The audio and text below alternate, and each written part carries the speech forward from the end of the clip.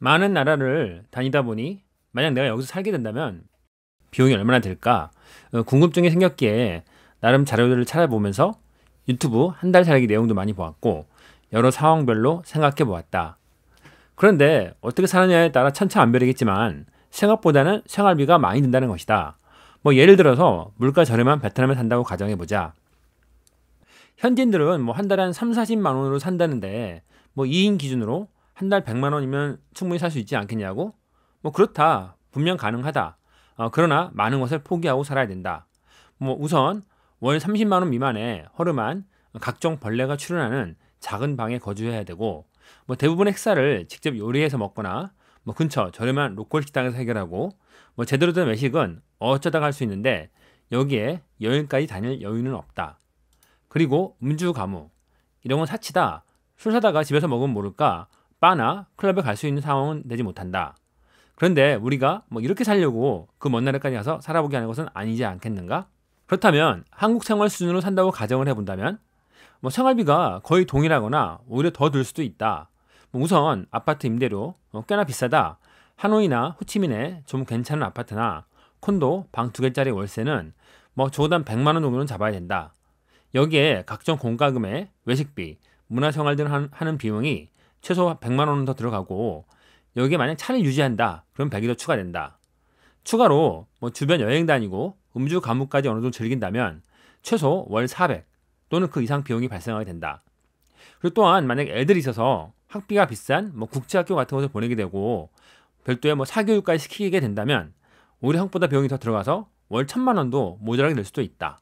정리하면 먹고 자고 기본만 하면서 산다면 적은 비용으로도 가능하나 하나씩 선택 항목이 늘어날 때마다 비용은 점점 더 늘어나서 나중에는 어마해지는 금액이 될 수 있으니 적절히 조율해야겠다. 그러면 왜 멀리 나가서 살아? 그냥 한국에 살지 이런 의문점을 가지게 될 수 있는데 한 가지 큰 차이는 있다. 한국과 같은 비용을 쓰더라도 좀 더 누리고 살 수 있다는 것이다. 예를 들어서 인건비가 저렴하니 마사지 같은 걸 자주 받을 수 있고 가사 도우미를 고용해서 집 청소나 가사에서 해방될 수 있다. 차 유지 시에도 기사까지 함께 고용해서 사장 대접을 받을 수 있으며 저렴한 현지 식당 위주로 가자면 매일매일 외식도 가능하다. 나는 지난 2022년 호치민에서 혼자 몇 달 살아보기 체험을 하면서 베트남 전역을 돌아다닌 적이 있었는데 당시 거주하던 아파트 청소 1회에 불과 15,000원 정도 비용으로 청소에서 해방되었다. 그리고 한식당에 자주 갔었는데 한국보다 조금은 더 저렴한 비용에 이렇게 극진한 대접을 받는 호사를 누렸다. 좀 괜찮은 식당에서는 이렇게 개별방에서 오붓하게 식사를 하며 고기를 직접 굽는 일이 발생하지 않는다. 알아서 다 구워서 가져다 주거나 옆에서 직접 구워준다. 즉 저렴한 인건비역에 누리는 호사다. 만약 베트남에서 가장 물가 비싼 도시 호치민 대신에 수도 하노이에 거주한다면 1-20% 정도 저렴하고 만약 다낭이나 달랏 같은 소도시에 거주한다면 한 20-30% 이상 저렴하게 생활 가능하겠다. 반면 보통의 현지들은 어떻게 사냐고? 궁금해서 그들 사는 모습을 들여다보았다. 호치민에서 일하는 많은 젊은이들은 고향이 시골이고 돈 벌기 위해 상경에서 힘들게 타양살이 하고 있는 경우가 많다. 젊다 보니 보통의 월 급여는 700~800만 동, 한화로 40에서 45만 원 선인데 일단 집세로만 절반 가까이 나간다. 그래서 전략 위에 작은 단칸방에 친구와 같이 사는 경우도 많다. 이후 본인 생활하기도 빠듯한데 고향에 생활비도 보내야 되고 특히 명절 때에는 선물도 가져가야 되다 보니 어떻게 살아야 되는지 참 암담해진다. 그러니 부족한 급여를 보충하기 위해 투잡, 쓰리잡 하는 경우도 자주 보았다.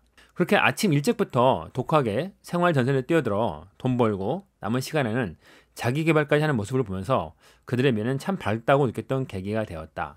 현지인 생활 수준에 대해 얘기 나온 김에 또 다른 예를 들어본다. 베트남과 필리핀은 수치상 1인당 GDP는 비슷하지만 일반 서민의 생활은 확연히 다르게 GDP는 참고만 되는 숫자이지 절대적인 생활 수준 지표가 아니라는 것을 알게 되었다. 여기저기 다녀본 경험상 베트남은 절대 빈곤은 없고 적어도 의식주 해결은 가능하다. 그러나 필리핀은 다르더라. 필리핀에서 한 가족이 어떻게 살아가는지 자세히 얘기를 들을 기회가 있었는데 참 가슴이 먹먹해졌다. 마닐라 변두리에 사는 40대 말 A의 가족은 5명이다. 건설 일용직으로 일하는 그는 한 달 벌이가 40만 원 선에 불과하다.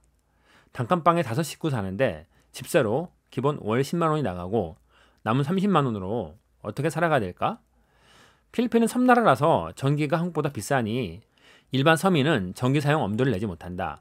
당연히 손빨래 해야 되며 모든 것이 수작업이다. 그리고 필리핀 물가가 만만치 않으니 남는 돈으로 아주 기초적인 먹는 것 이외에 아무것도 할 수 없다. 그러다가 누구 하나라도 아프면 의료비도 한국보다 오히려 비싼데 대책이 없다. 그야말로 비참한 삶이 이어진다.